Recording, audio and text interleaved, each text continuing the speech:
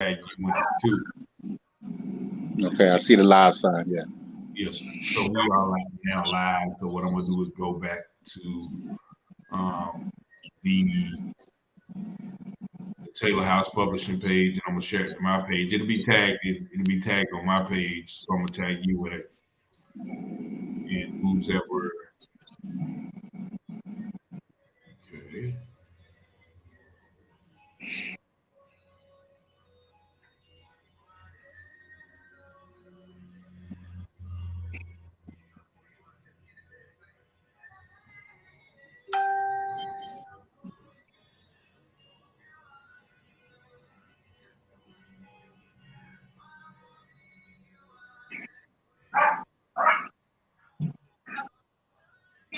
What, you got a dog back there? You can hear him? Yeah. Yeah. I got the door closed, but they're out there playing with him or something. Yeah. What kind of dog is it? A Yorkie. He's like a puppy. He only like 6 months old, 6 or 7 months old. Let me close this door. Okay. Yeah, y'all keep him down out there, man. Yeah, and I do want to welcome the Facebook audience. They're already joining in. A couple of people I see y'all. Thank y'all for joining in. The radio show is going to start in about 2 minutes. So it should be already live on your page. What I'm gonna do is go ahead and switch the microphone, so you won't be able to hear me until the show starts. Okay.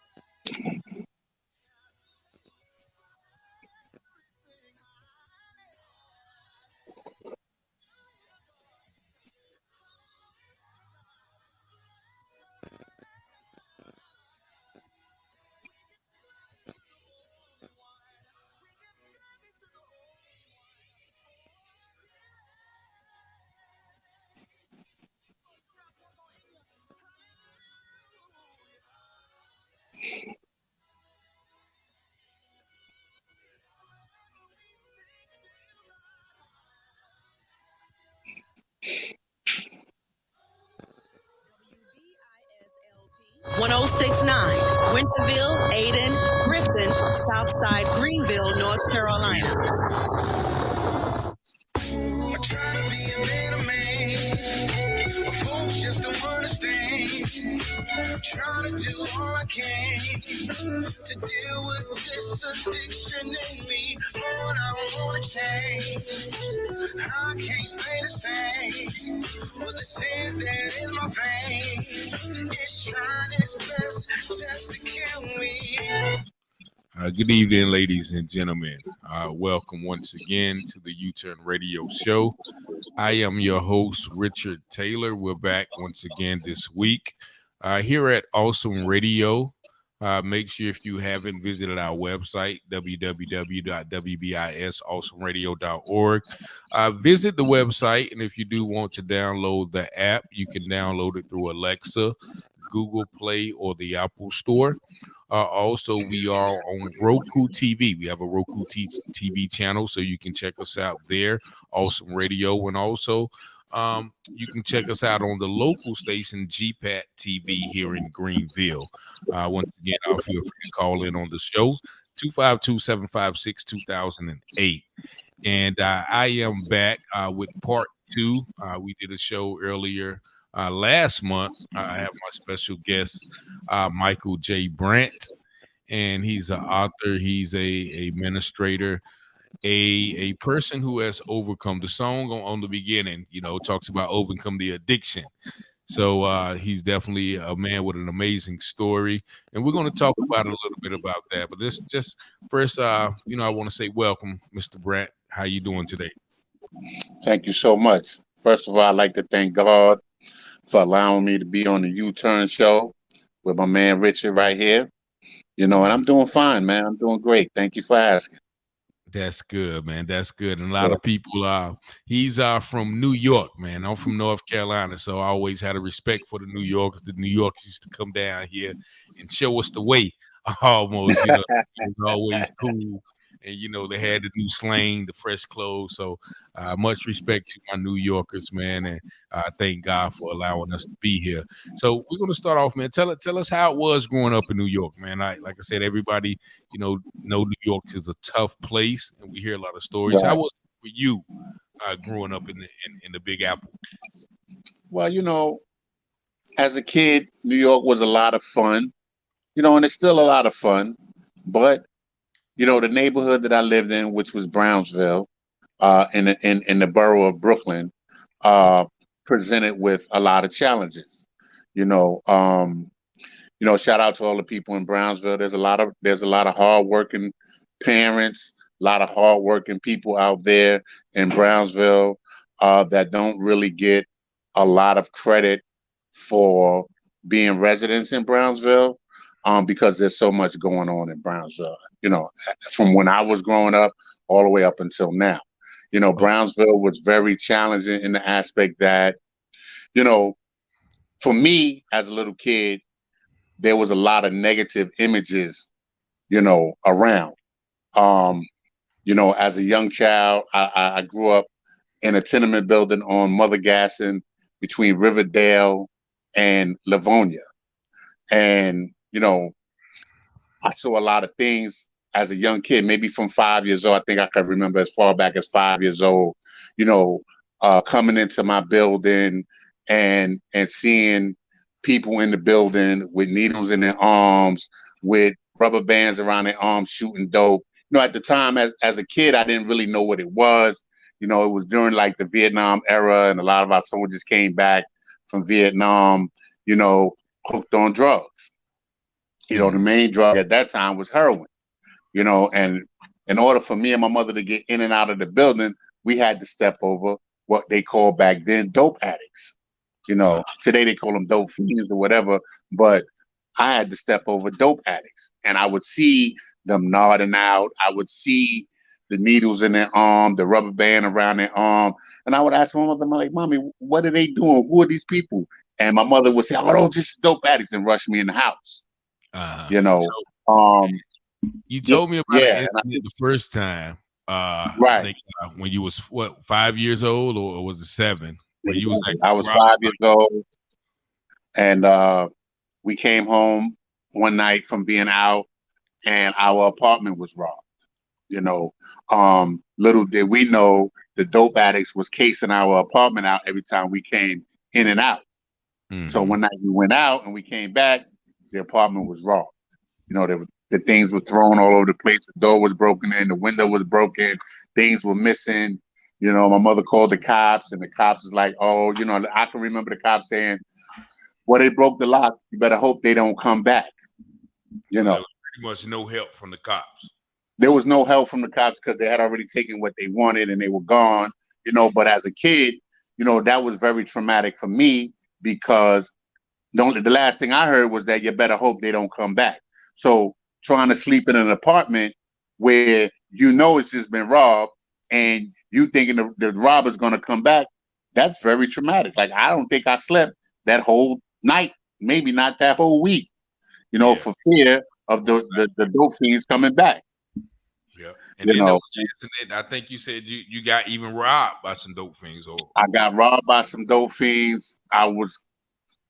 We lived on the second floor, and I used to use a fire escape in the back of the building to go in and out of the building because I didn't want to go through the dope fiends. So I would go out the window down the fire escape to go to the store, which was around the corner.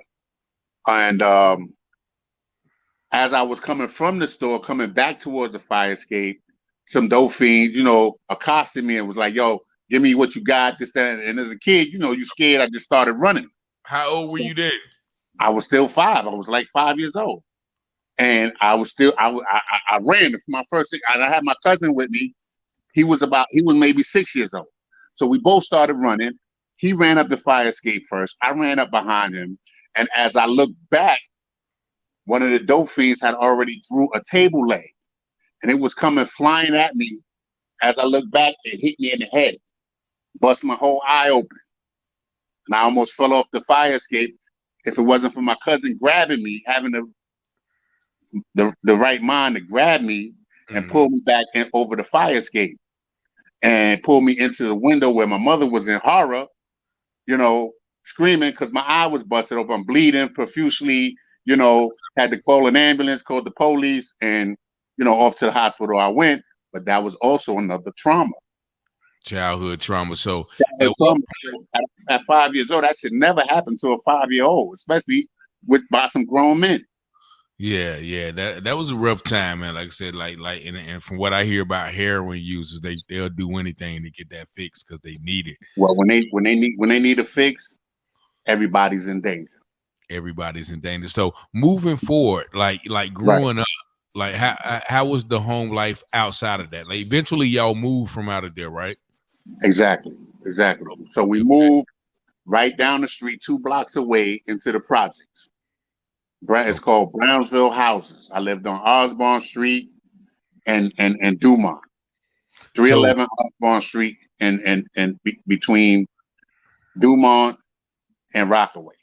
And was there ever a time when you saw the environment and tried to get into, you know, what you saw around you, or, you know, what you know, you talk a lot about your mother. Was she like a stabilizing force?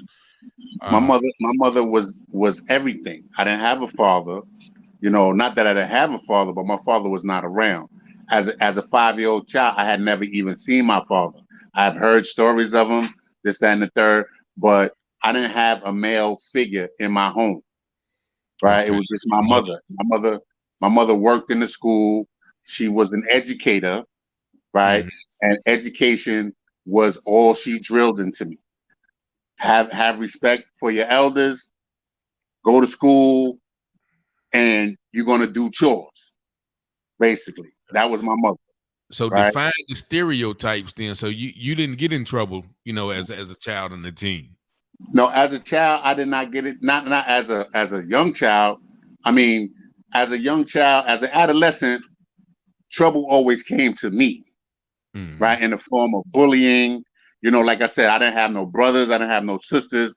I lived in a building with the notorious Cato, who was the biggest gang member in New York City at the time. He was the leader of the largest gang in New York City.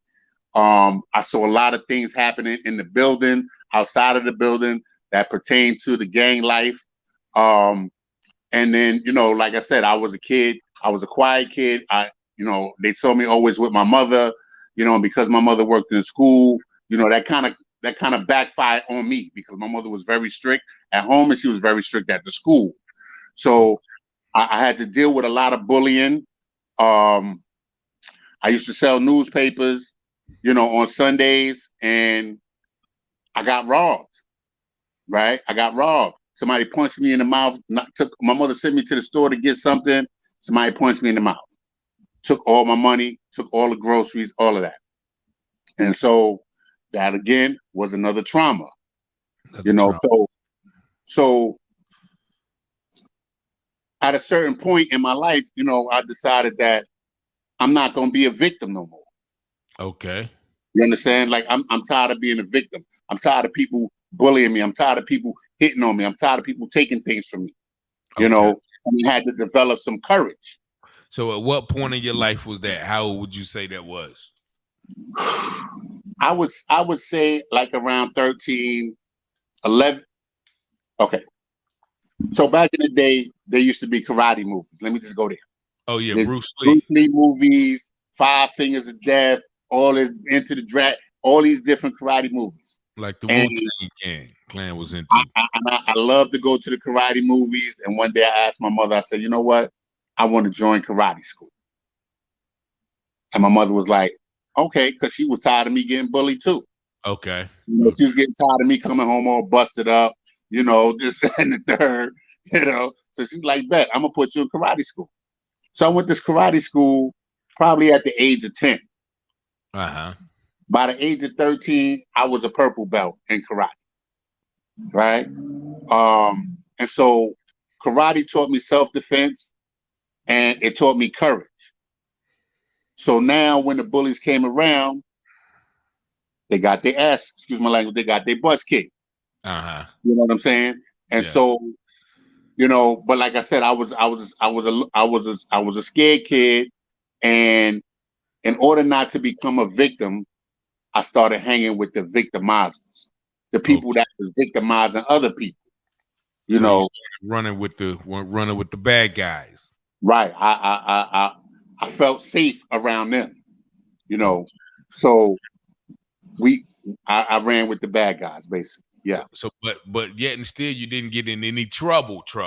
I didn't get it. Well, one Like time when one time I followed some I was with these kids, and we went to a another school.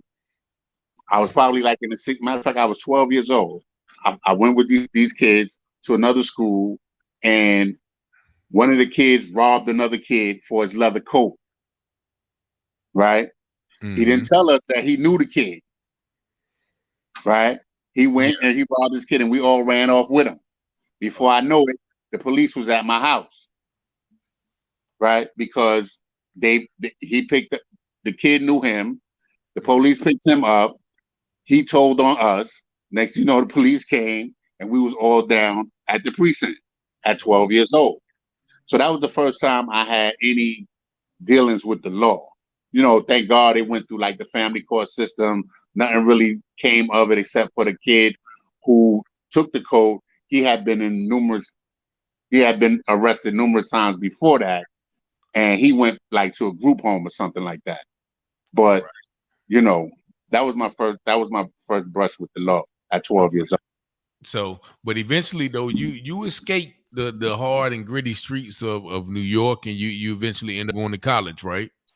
I did. And that was because when I was 16 years old, again, running with the crowd, in high school, I went to an all-white high school. They started busing kids from the black neighborhood to the white school. Right. Okay. So, a lot of the kids from my neighborhood went to this school, and we went out there and we just ran them up. The white kids, they was wearing gold chains. They was driving Cadillacs. They was, they looked like they had a lot of money. So we started robbing them and doing all kinds of stuff to them. And I got arrested again. I had gotten so much trouble in the school, as a matter of fact, that the last thing I did, they called my mother to the school and they said, listen, your son cannot come here no more. Mind you, I done got caught smoking weed in the bathroom. I done got caught with 2 or 3 gallons of liquor in my bag. I done got caught with knives. I done got caught robbing people. All of this in the school. Okay. Right? So you was terrorizing. I was terrorizing, pretty much. Right? And the school had enough of me. They said, listen, you can't go to school here no more. Like, you got to find you another school. So I didn't want to go to another school. And I was really just tired of living how I was living. I'm really not. I really didn't like physically hurting people. I'm not really into that thing. I hate to see people hurting, especially because of something that I did physically to them. So unless they was trying to do something to me, then that's another story. But me just purposely going out and hurting people, that wasn't my thing. So I asked my mother if I could go down south to live with my grandmother so that I could finish high school. And so that's what I did. I went down south, and life was totally different down south. Life was there wasn't pressure to have nice cars. There wasn't pressure to wear jewelry. There wasn't pressure to be with girls. There wasn't pressure to rob people. There wasn't pressure to have this grand image like you getting money. There wasn't none of that. The kids down south, when I got down south, was riding bicycles. They was going fishing. They was playing in the park. They was more into sports. They was being kids. They was being kids. Yeah. And I had the opportunity to be a kid. You know what I'm saying? And have all of that pressure. Like, and I thrived. I went to school. Everybody in the school liked me, because I was from New York. I had the accent, I had clothes, the New York. It was cool. You know what I'm saying? Like, I had never had so much attention in my life. You know what I'm saying? And so I finished high school, and while I was in school, I applied for college. I applied to South Carolina State. I applied to Benedict College. The first one that accepted me was Benedict College, and I just went with that. I had never even been to Benedict College. I didn't know what it's about. I just filled out an Where is Benedict? Where's that at? Benedict is in Columbia, South Carolina. Shout out to the HBCUs out there. Shout out to anybody from Benedict that's listening. All right. So how was it in Benedict? How was life in Benedict? Benedict, man, listen, Benedict was another world, man. Like, I was pretty much on my own. My mother came and she helped me register for school. She put a little bit of money down and she broke out and just left me. There was a few kids from Allendale, Fairfax High School that I graduated from that also went to Benedict with me. So I had a couple of homies with me, and at first, because I was on my own, I was just wilding out. I was partying every week, on Monday, Tuesday, Wednesday, they had ladies' night, they had this night, that night, all this. I was at the club every night. And I did this for the first year of school, and at the end of the second semester, they was like, yo, listen, you got all 4 Fs and a D. Your average is a 1 point something. If we're going to put you on academic probation. If you don't pull your grade up to over a 2.0, we're going to throw you out. All right. I couldn't let my moms down because my moms, it was always instilled in me that I was going to be the first member of our family to go to college and graduate. So that was my goal, but that was also a lot of pressure, because I didn't really know if college was for me. I knew that I was smart and that I could make it, but the thought of being in the military, because that's what all the people in all the guys in Allendale was doing. They was going into the military. They was all talking about being a man and this is what men do. They serve their country and yada, yada, yada. And I was like, okay, maybe that's something I want to do. But my mother was like, no, that's not what you're going to do. You're going to go to college. Like I said to you before, I was more afraid of my moms than anybody in the street. Okay. So if she said going to college, then that's what I was doing, And so you straightened up after that academic probation. I straightened up. I got straight A's. But when I graduated high school, I came back to New York for the summer, right? Instead of me just coming back to New York and just enjoying my vacation and like just doing something positive, I went back to the same old crowd. Yeah. That I had left 2 years ago. Right? I went back to the same old crowd. Matter of fact, the dudes that I was hanging with before I left, when I came home, they was on Rikers Island. They was in jail. Both of them was in jail because they had robbed somebody on the train, this, that, and the third, yada, yada, yada. So hold that thought, Mike. We got to pause real quick for a station break, but we're going to be right back with you. Stay tuned. Greetings in the name of our Lord and Savior Jesus Christ. This is yours truly, Pastor Nell Smith Ward, and I am excited, and I would love to invite you to my that's right, Saturday 30th. What time? 3 p.m. Location, State Street Community Church, downtown Raleigh. The address is South State Street, downtown Raleigh. This is the ticket event. For more information, 919-924-1945. Along with me, our special guest will be Elder Jarrell Smalls. You don't want to miss this grand occasion. This is Pastor Nelson Ford inviting you to my album release party. God bless. Jesus came and he touched me and he washed my sins away. I'm so loving, I start shouting, couldn't find no proper doubting. You know that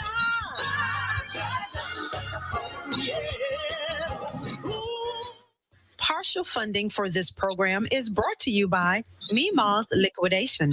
Meemaw's Liquidation is where you can find furniture, home decor, appliances, tools, toys, and much more for less than the actual retail costs. Meemaw's Liquidation, 400 North Green Street, Greenville, 252-364-8121. That's 252-364-8121. Meemaw's Liquidation, open Monday through Friday, 10 o'clock a.m. to 6 o'clock p.m., and Saturday, 10 o'clock a.m. to 5 o'clock p.m. Find what you are looking for at Meemaw's Liquidation. Brand new items at liquidated prices. 252-364-8121. Thank you, Meemaw's Liquidation, for your support.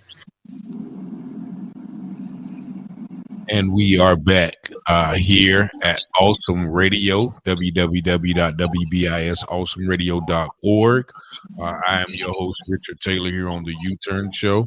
Once again, if you haven't been to the website, make sure you go to download all of our apps from Google, Alexa, and also Apple Store. And we're here with my special guest, Michael Brandt. He's given us a detail of his life coming up, from New York to going to Benedict College. And I think you were talking about your life in college and how when you went home on break, you started hanging around some of the wrong guys. So how did that affect your mindset, going back to college? Well, basically, whatever I did in New York, I brought it back to Benedict. So when I graduated high school, and I went back to New York, I was introduced to cocaine. Okay. Right? And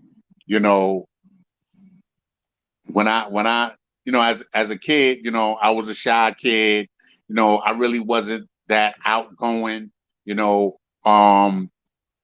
And so when I first used cocaine, it turned me into a different person. I became more outgoing. I became more confident in myself. I felt like I was on top of the world, gave me a lot of energy, and so that was something like, okay, this is something I could do. Not really knowing the effects. Nobody ever talked to me about addiction or anything like that. My mother didn't have a clue, so it was just something that I did.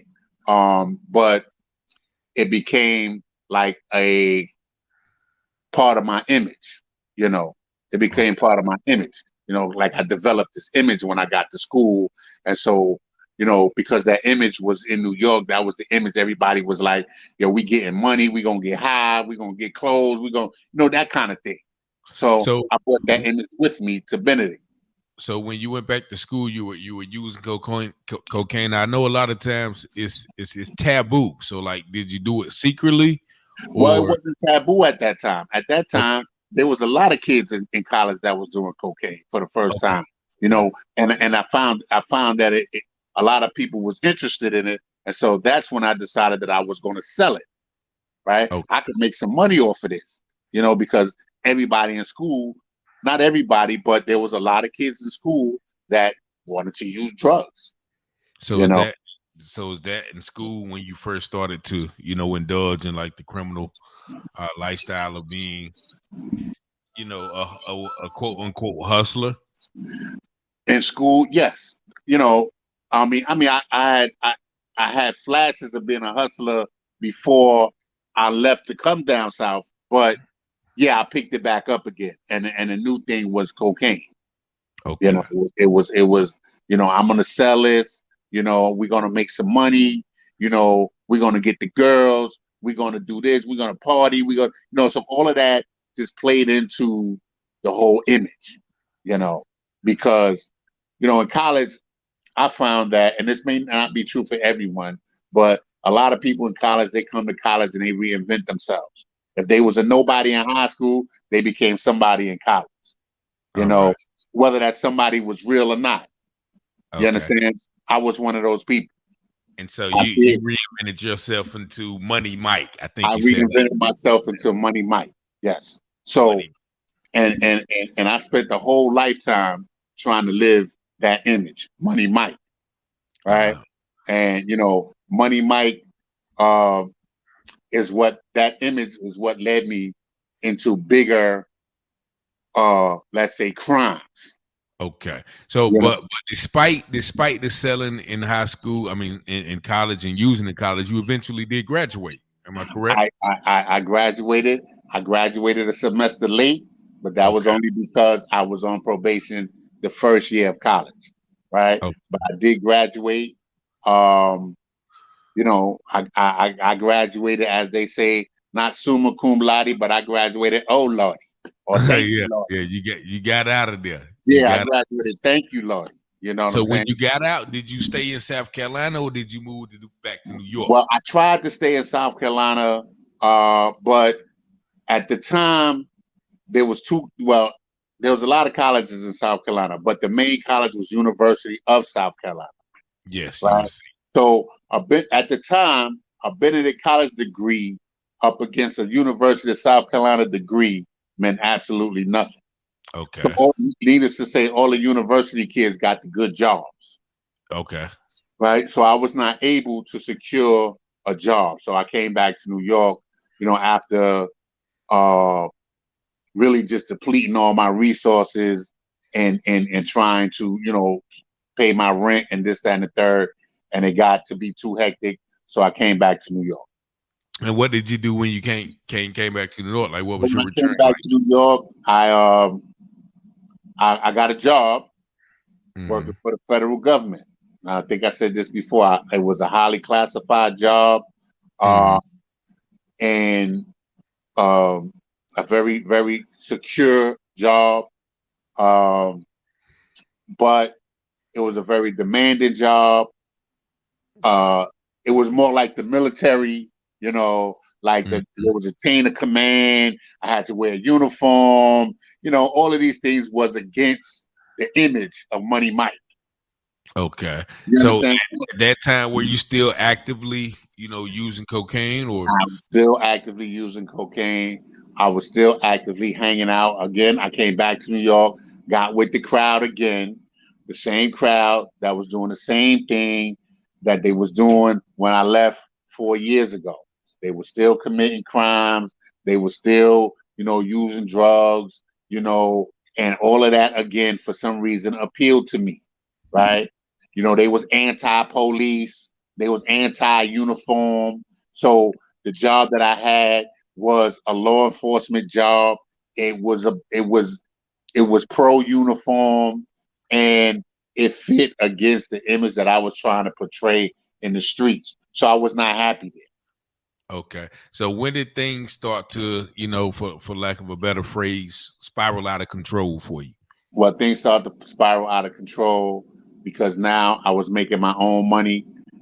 I was still living at my mom's crib, and I had my own bread, and I was trying to still sell cocaine and use cocaine, but eventually all I did was become my own best customer. Okay. Right. So, needless to say, I started missing work. Um, I started, yeah, like I started missing work. I was not going to work for like weeks at a time. My mom was just looking at me like, "Yo, what's up? You all right?" Like this, that, and the third.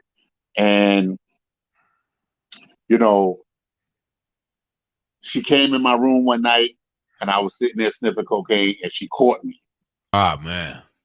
right, with Yeah. with the straw up to my nose and everything, Mhm. and she almost had a heart attack. I mean, I really crushed her, you I know. imagine. And so, that in itself made me take a look at myself. I don't think I knew. Well, at the time, I thought that I was ready to change because I was tired. I've been missing work. I didn't know whether my job knew or not. Like it was just a lot of things going on. I was still trying to be with the streets. I had a job. I was still trying to be on the job. It just was not working out. So I went to my job and I told them that I had a problem. This was the first time that I ever admitted that I had a problem. Right? Mhm.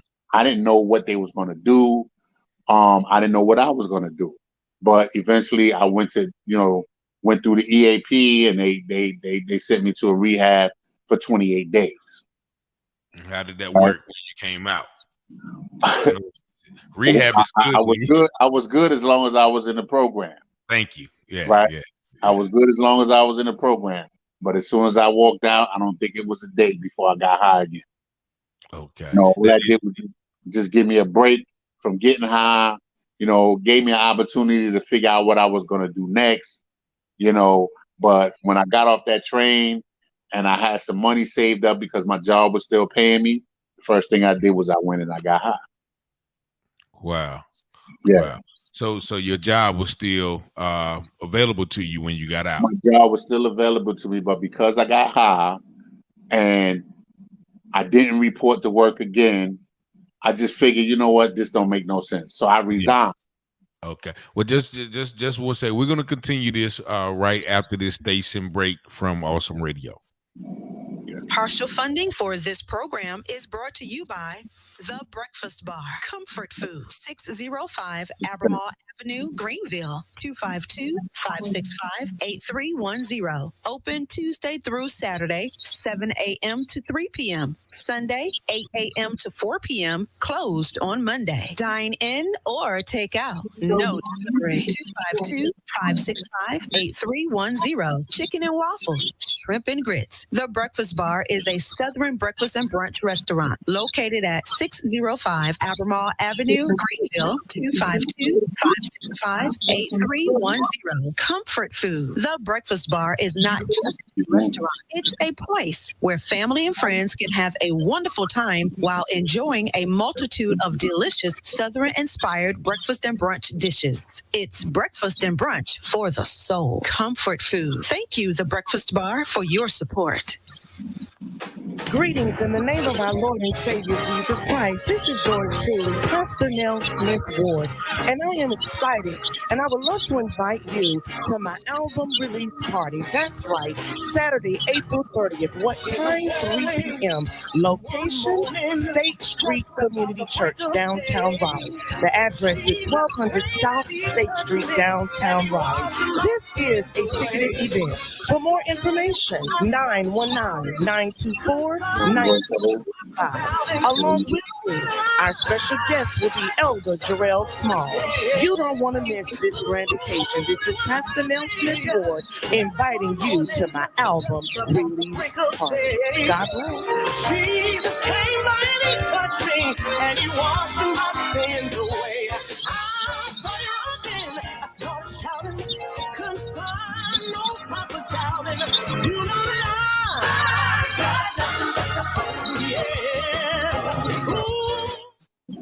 Yes, and we are back here once again on the UTurn Radio Show here at awesomeradio.org, 106.9 FM on your radio dial. And we are here with our guest, Mr. Michael J. Branch. Now, we left the story where, you had decided that you wasn't going to go back to work. So Right. What happened after that? Well, I had to get another job. I still was trying to hustle and sell cocaine and work at the same time. Again, like I said, I would make my money back, but I wasn't really getting rich off it. I was just getting high and making my money back. So I still had to work. I got a job working for the city of New York as a caseworker. Right. And I did that for a number of years. But still in all, I progressed into the cocaine usage, and then I started committing more crimes to maintain my addiction. Because now at this point I could call it an addiction. Back then I was still in a lot of denial because I had things. I had a good job, I had a car. So like, no, I wasn't addicted. I had nice clothes, I had jewelry. Still fronting, still living the image of money. You know what I'm saying? So I was one person at work. I was another person in the streets. I was another person to my mom's. I was another person at church. I was something different all the time. Okay. You So know, eventually your actions landed you to a period of incarceration, right? my actions led me into a couple of periods of incarceration. Yes. Okay. And if you can go into detail if you don't mind, what was the reasons Okay. and the licks? So my first felony was a federal felony for cashing a stolen treasury check, right? Okay. Because by now I had gotten into the scam business. Yeah, the scam, what they call the Right, scam. right. I had gotten into the scam business, and I got into it by accident, Uh right? Because I was selling drugs to somebody. They wrote me a personal check. uh Right? Now, the person on drugs, why would you take a personal check from them? But I took the personal check anyway. Right? So yeah. I put the check in the bank, and the bank gave me the money. Right? Okay. But then 3 days later, they called me and told me the check bounced. Okay. So I'm like, okay, if the check bounced, why y'all give me the money? So the Exactly. bank is like, well, it's customary for us to advance you the money, on good faith, knowing that the check will clear. However, the Okay. check did not clear. So I said to myself, well, damn, if I put $25 in a check, a $25 check in the bank and it cleared, how much? How about if I put $500 in the bank? See Yeah. if it cleared. How much you can get away with. Right. So I had two bank accounts. Both of them was at zero. Right. So I took a check from one bank account and put it in the other bank account for $500. They cleared the check. I got $500. I'm like, okay, great. Okay. Right? So when they called me for the $500, well, your $500 check bounced. I said, okay, no problem. I put in $1,000 check. Right. They clear me for the 500 and give me another 500. Right. And Yeah. then so on and so forth. So that's how I made a living for a very long time. Not to glorify it, but that's what I did because Passing it was bad cool. checks. Right.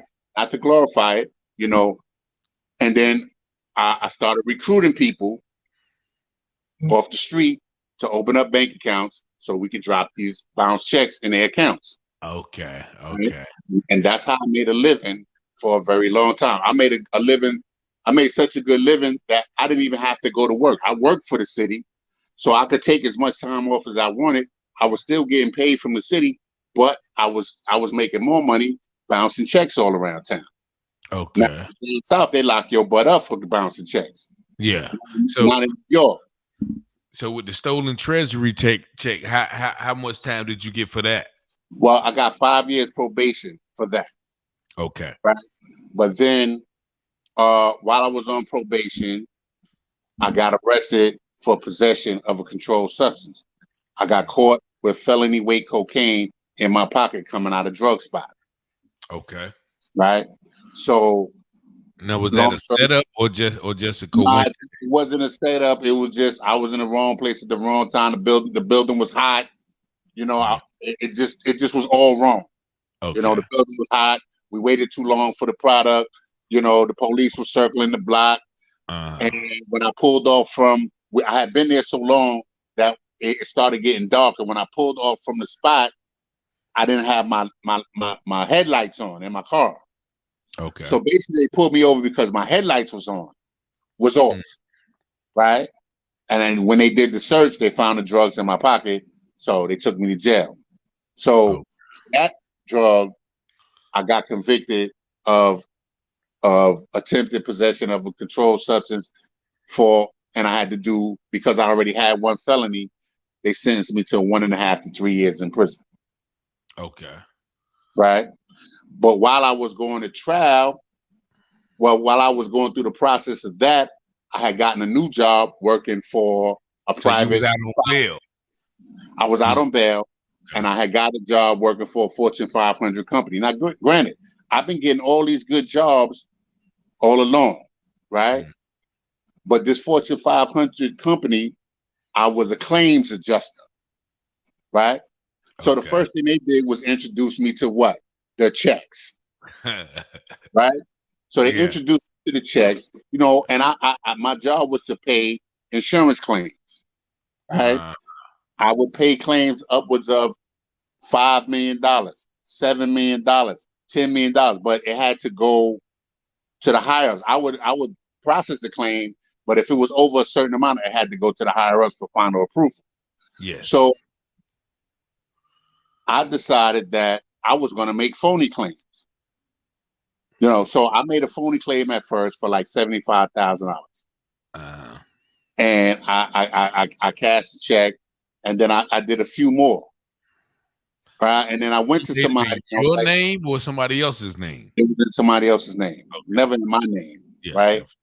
So I went to somebody else, and it's like, yo, man, you already stole like $300,000.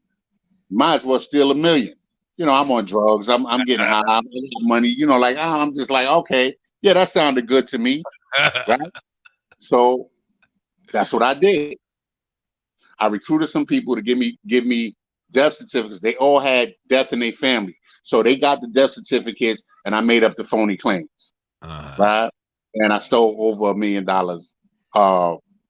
in insurance money, right? In the same token, so I had quit my job. I quit my job because naturally I done took the money from them, but I got sentenced for the drug conviction. I was upstate doing my time, right? 2 days before I was to get released, the feds came and picked me up for stealing the $1 million. They caught up with you. They caught up with me, right? So, long story short, I went to prison. I was sentenced to, I believe it was 39 or 41 months, something like that, for the money I took. They gave me leadership status, so really nobody else went to jail except for those that had felonies already. Okay. And I went to prison, and that's when I decided to write the book, because I was sick and tired of being sick and tired, and I wanted to know what it was that kept me coming to places like this. Right. So go ahead, I'm listening. Nah, go ahead. So the book is called Diary of a Dead Man. Why did you give it that title? Well, Diary of a Dead Man is because when I was in jail, I was in prison, I was out of sight, out of mind. All the people that I helped coming up, all the people that I helped get money, even my own family, my ex-wife, my stepkids, nobody was available to me when I was in prison, right? Also, I could not control anything in my life beyond prison, right? My house was getting foreclosed on, right? I couldn't control that. My mother-in-law was sick and dying. I couldn't control that, right? My wife was divorcing me. My ex-wife was divorcing me. I couldn't control that. So I felt like I was dead, right? And another reason, like, I don't know if you ever been in prison or whatever, but I was in a room full of men, 3-tier bunk beds at some spots, right? And when I woke up in the middle of the night, everybody was asleep. It looked like a morgue. It looked like everybody was dead. You're right. It was like I was waking up in the morgue and everybody was dead. Yeah. Right? So I'm like, damn, they dead. I'm dead too. Definitely. I must be dead too. So that's where Diary of a Dead Man came from. Oh, okay. So what did writing the book help you learn about yourself? I pretty much telling your story. So, I know you learned a lot about, so what did you learn about yourself? I learned that drugs wasn't my only problem. You understand? I learned that I had to go beyond the drug use. I had to go back to the traumas. I had to go back to the negative images. I had to go back to the low self-esteem. I had to go back to wanting to be. I had to go back to trying to live up to an image that I could not maintain for so long. You understand? I had to go back to my thinking, right? My thinking was all wrong.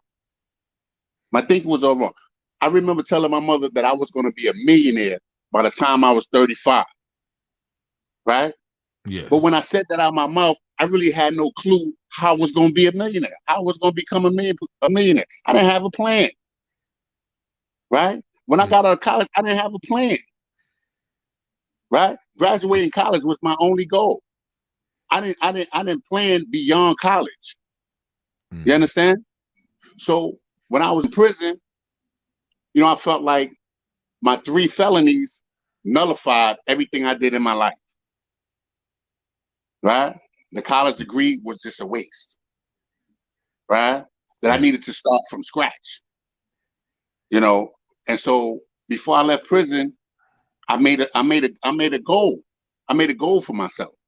Okay. You know, and I said, in 5 years from now, I'm going to have my master's degree. You know, in 5 years from now, I'm going to be making a 6-figure salary. You know, whether these goals was attainable or not, I still had them. You understand?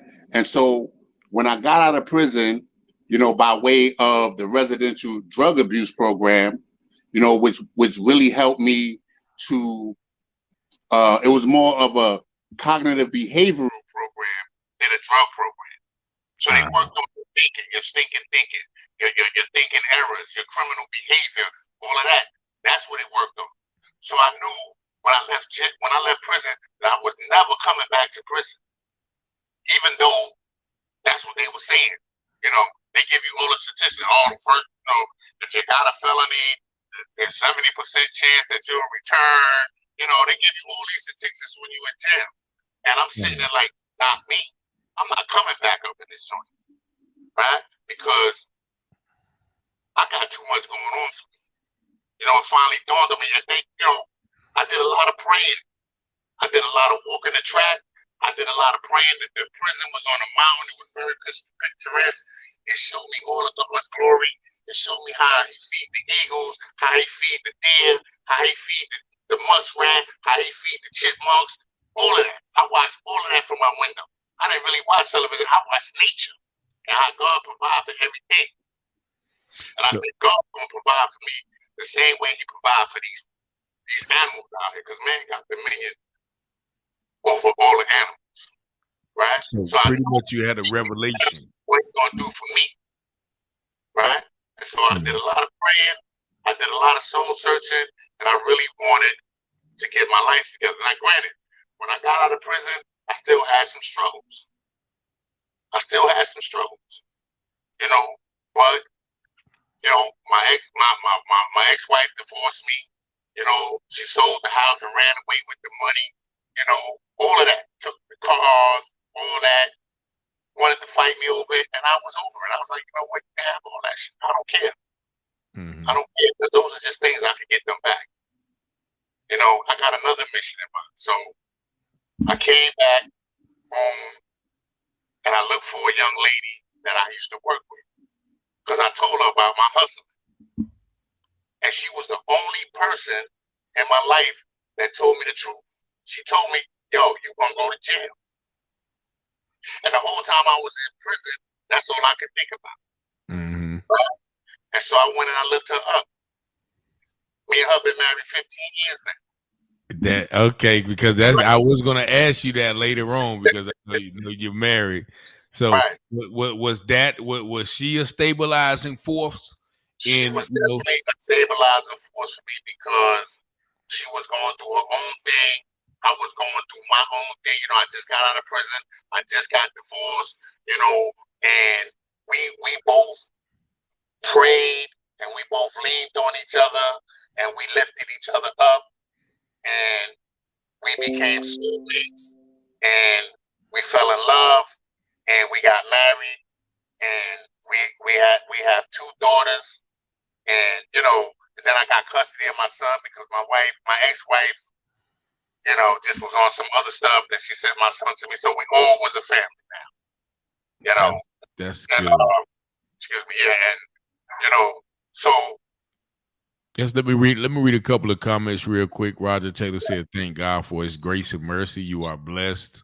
Letta Taylor gave you some praying hands. Gwendolyn McCray Pass King says, "To God be the glory for the things He has done and continue to do." I love this so much, touched my very soul. And I guess that's your sister. Yes, God, that's my brother, y'all. So I know Father says all things work together for the good of those that love God. Once again, Mr. Letta Taylor, who's my mother, said a good woman is a great stabilizer. A man that findeth a wife findeth the good thing. So definitely I appreciate y'all for commenting and watching the show. So with that, so you basically went back to school. Did you go back to school like immediately?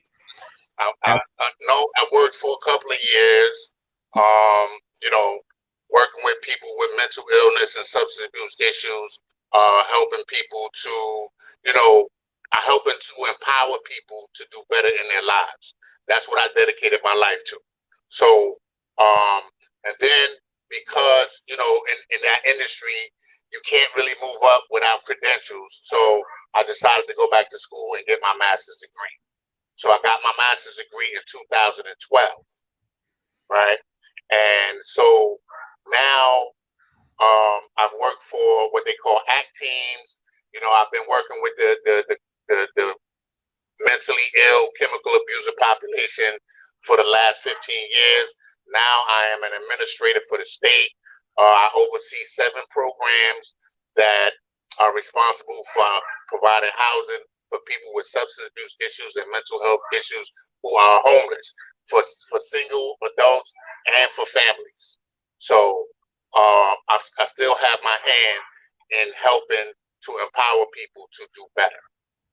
Okay. And you say you used to work directly with the people, you know, on substance abuse. How did you use your experiences to encourage them and to inspire them to change? Well, you know, I always have full disclosure. I'm very transparent. You know, I'm always willing to tell my story if it's gonna help someone, you know, to get their lives together. You know, I let people know, like, hey man, I got 3 felonies. Then this is for anybody with a criminal background. I got 3 felonies, man. This, you know, but because I put aside the nonsense and I'm honest with myself and I'm honest with the people that I talk to, they give me a chance. When you're honest about what you've been through, people will give you a chance. There are second and third chances, you know, but you got to put in the work. You got to put in the work. First of all, you got to have God in your life. Definitely. You don't have to have my God, but you got to have a God. You got to have some God, something higher than yourself that's helping you to get through whatever you get through. We got about 10 minutes on the radio station, 10 seconds left, but we're going to continue this on Facebook. But thank y'all for joining. This has been the UTurn Show on Awesome Radio. Partial funding for this program.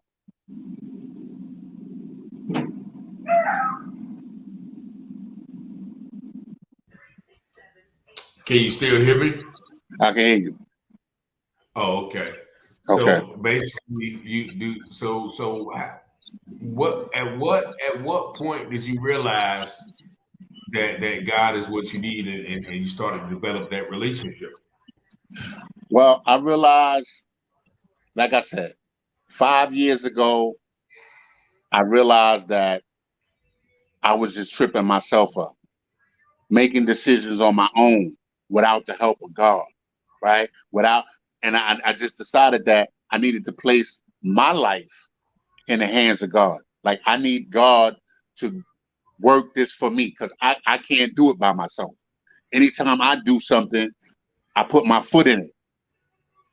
You know what I'm saying? It goes wrong. It goes wrong. So I enlist the help of God in everything that I do, whether it's decisions in my relationship, whether it's work, whether it's you know, my recovery, whether it's, you know, my relationship with other people, finances, whatever. I always pray to God to lead me and direct me. And I don't always know the answer, but he gives me the answer, whether it be through him directly or through somebody else.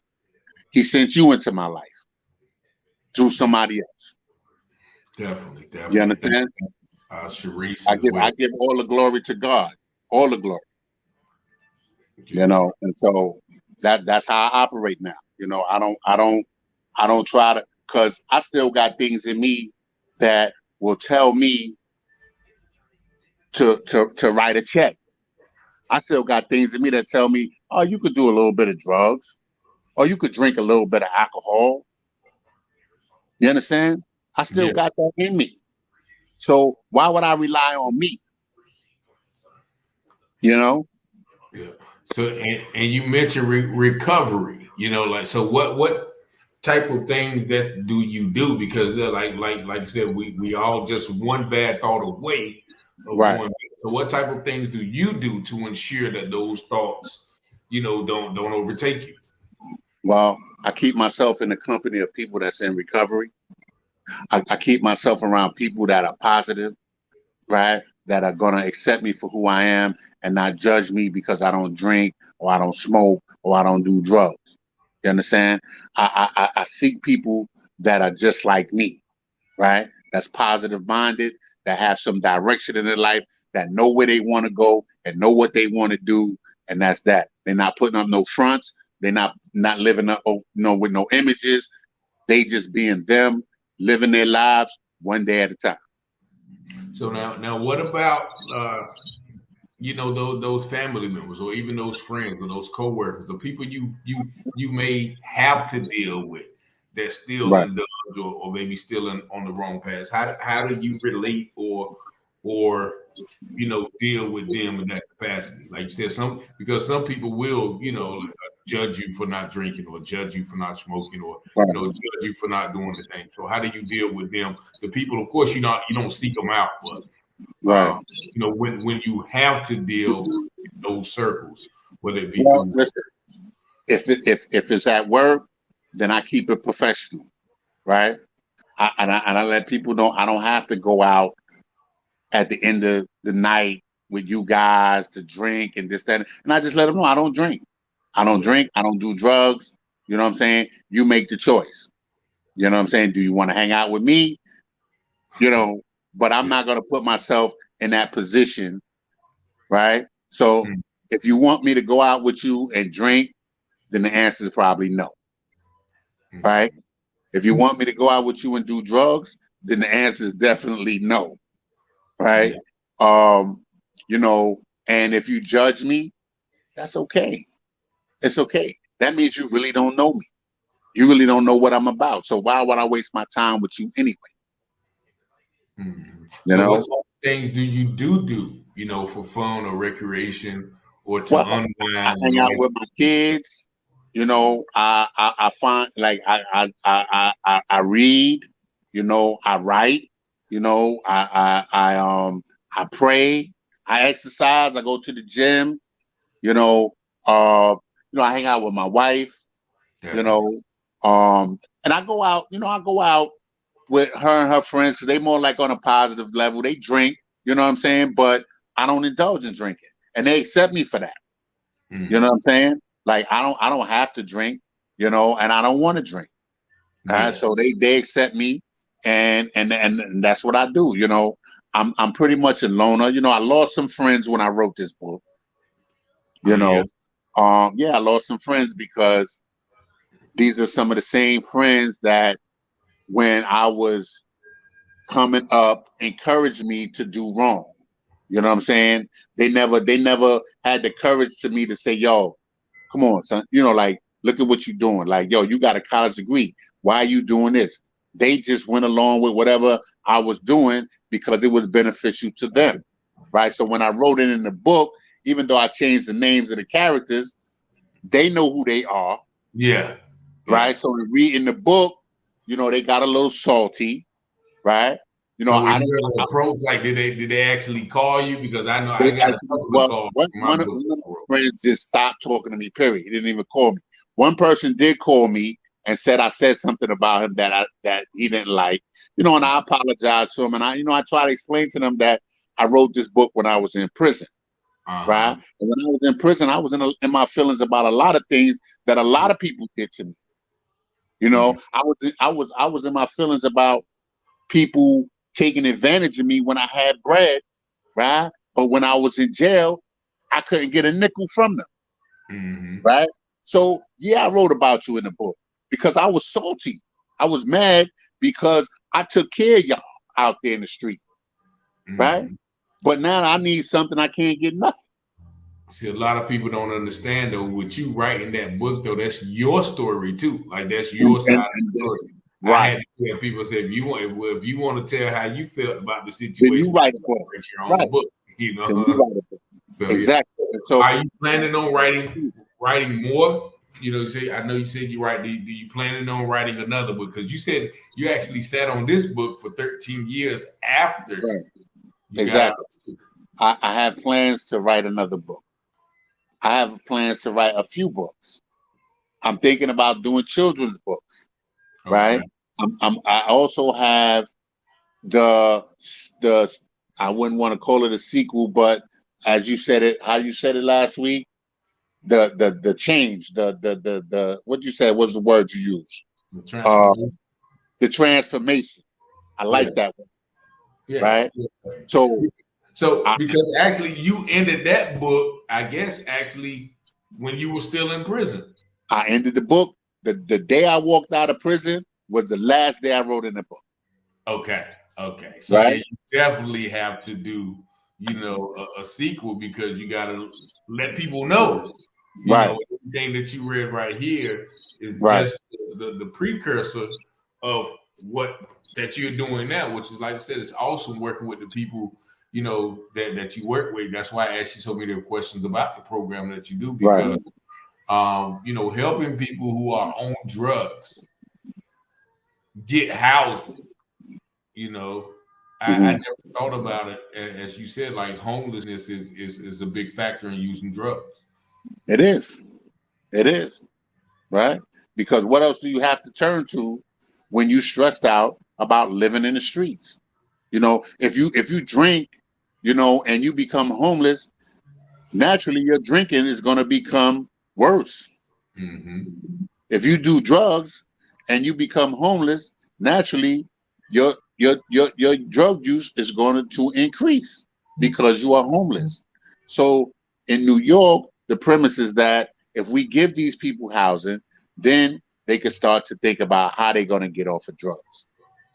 How they're going to recover from mental illness. How can we provide them with services that are going to help them to recover, and maintain their housing. So we provide permanent supportive housing. That's what we call it. Permanent supportive housing. So as long as you live there, the services are available to you to help you to excel. Now, is your mother still alive? And if not, did she live long enough to see the My mother, transformation? thank God, is still alive. She is Okay. still a positive influence in my life. She was heartbroken a lot of years. Mm-hmm. So there's nothing that I will not do for my mother at this stage of my life. And I try to be there for her always. She's slowing down, she's getting up in age, and it's pretty much like now it's my turn to take care of her because she took care of me for so long. Listen, my mother bailed me out of jail. My mother put up her house for me to get out of jail. Nobody did that for me. My mother was the only one there for me. You understand? So go ahead. I'm sorry. Go ahead. And she always prayed for me. And she continues to pray for me and my family now. My mother is my prayer warrior. I have a lot of faith. I wish I had the faith that my mother has.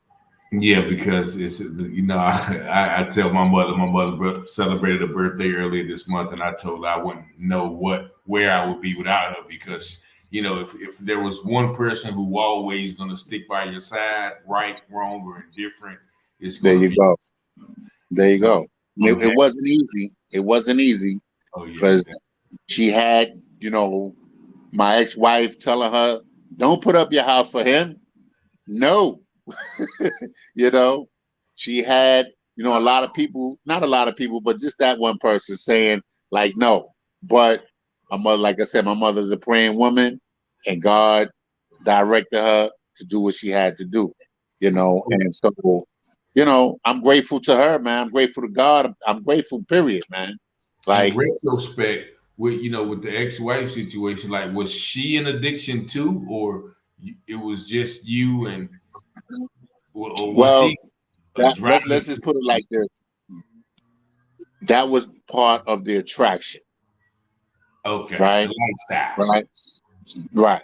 So I'm gonna just leave it at that. Like when I wrote the book, I changed her name. I didn't even really put her story out there because it's my story. Okay. You know what I'm saying? Even though she tried to finish me, even though she did everything in her power to kick me while I was down, I still just kind of took the high road. You didn't drag her into it. Yeah, I didn't drag her to it because regardless of what, I had to own up to the shit that the stuff that I did. Yeah. You know what I'm saying? Did you and your mother ever talk about the things that y'all went through? As My far mother to this day still will call me and be like, "Are you okay? You sure you're okay? You sound a little funny today. Are you all right?" Yeah, you sure? I'm like, I'm fine, for Mom. Are any you side. sure? Yeah. Yeah. She could, I guess I have conditioned her to be that way. Yeah. You know My what I'm mom saying? Because she always looking to see if I'm going to fall back into the nonsense. You know what I'm saying? and it's that And track so, record. It's that track record. listen, man, you can't change the past, and I found out in recovery that the longer you stay clean and the more keep excelling, people will loosen up and tend to trust you more. Mm-hmm. You understand? And so, my wife trusts me, my mom trusts me, my kids trust me, my son, because he went through all of this with me. Okay. Right? He went through all of this with me. He look at me now and can't believe that I'm the person that I am. Right?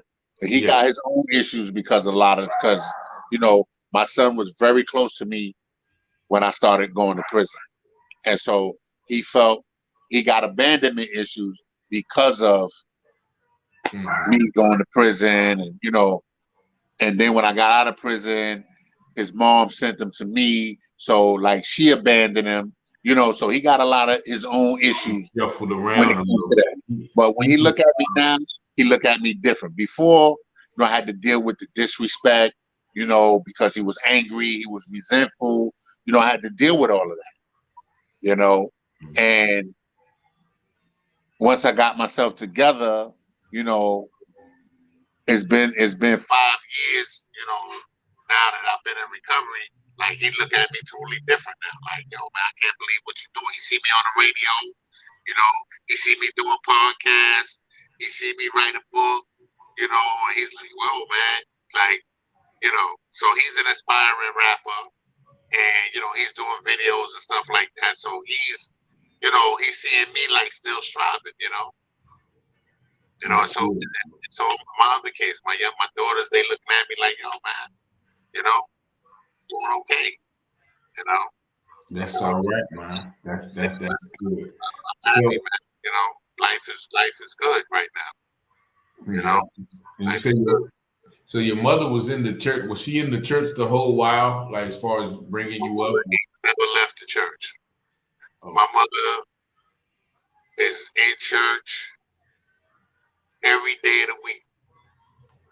Right? If she ain't in the physical church, she in the virtual church. If she ain't in the virtual church, she visits. Well, she can't get around like she used to. But she used to go to the hospitals and visit the sick. Go to the nursing homes and visit the sick.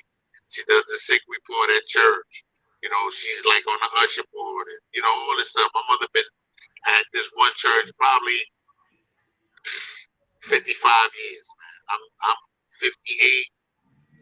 I can remember as far as I was like 5 years old. Everything go back to 5 years old, but probably before that. So yeah. That's good. So what was your faith a part of the conviction? You know, like because I know I grew up in the church too, and when I was really out there deep in addiction or crime, I would always get convicted, or just just be like, man, like you said, I gotta stop. I gotta change. So did you ever find yourself dealing with God, praying to God, to take you out of that lifestyle? Every time I got high and disappeared for days at a time, found myself in some crazy situation. Like I said, I should not even be here, man. Right? I've been in places that you wouldn't even know it was a place. You understand? So, Yeah. like, when I find myself in them, God, please don't let me die here. God, please don't let me OD here. God, please don't let me please, God, keep me, save me from this madness, like all the time. But of course, when it gets you out of the situation, you go back and you do the same thing over and over again. So I just, like I said, when I finally made that decision to turn my will and my life over, that's what I did. Right? So now I don't have to worry about being conflicted. Right? I have a direction. I don't know where God is going to take this book. I don't know where God is going to take me. But all I know is that I'm on God's path. Talking to you, any other podcast, any other radio show, wherever. I don't know where it's going to take me. I don't know where the book is going to go. But I know that God got a plan for me, and I'm just following God's plan. Yeah, you definitely do, man. I think the book is going to do great things. You're already doing great things, so Thank you, brother. That's not an issue. So we're going to go ahead and end the show right now. I know I think we got another show coming on at 10. But is there anything that you want to leave the audience before you go? I just want to say to the audience, go get the book, right? I could sit here and tell you the stories, but it's a lot of more stories. My journey is a lot more than, this hour radio show. I appreciate the show. No shade to the show. But if you really want to know the down and the dirty, the struggle that I went through, the being flown on prison airplanes to places unknown, being extradited to places unknown, to being in prisons where I almost died. If you want to know that, get the book. You can get the book from me. You can get me on Instagram at moneymjb1. You can call me 347-735-1271. You can reach out to me on Facebook Messenger. However you got to reach out to me, reach out to me. My name is Michael J. Brandt on Facebook. And the book is Diary of a Dead Man. The name of the book is Diary of a Dead Man by Michael J. Brandt. Right? And if you want to know how you can get the book, inbox me on Instagram or inbox me on Facebook or text me at 347-735-1271 and you can get a copy of the book. Thank you so much, man. Thank you so much. Thank you for having me, brother. Big Kid said, what's the name of the book? So we told her that. She said, a mother's love is priceless. My mother said, Mom was strong.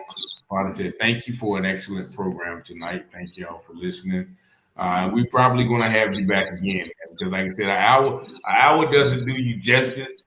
But I got the book, so I'm going to dig into it. I'm going to do some promotion, on my website and, on my social media as well. So we'll definitely look forward to reading it, and we definitely going to do maybe even do some things. We might have to come up there and do some things. Listen, I'm Michael Brandt. Will travel. Right? Okay. I will travel if you need me for anything, my brother. I appreciate you so much. Right? I'll never forget that you was a part of this journey. Yes, sir. Right? Yes. So anything you need from a brother, reach out to me. North Carolina ain't but a hop, skip, and a jump, my man. Yeah. Right? Listen, I got people in North Carolina and Charlotte. I got people in Goldsboro. I got people all over North Carolina. I got people in South Carolina. Listen, we can make it happen. Whatever you need from me.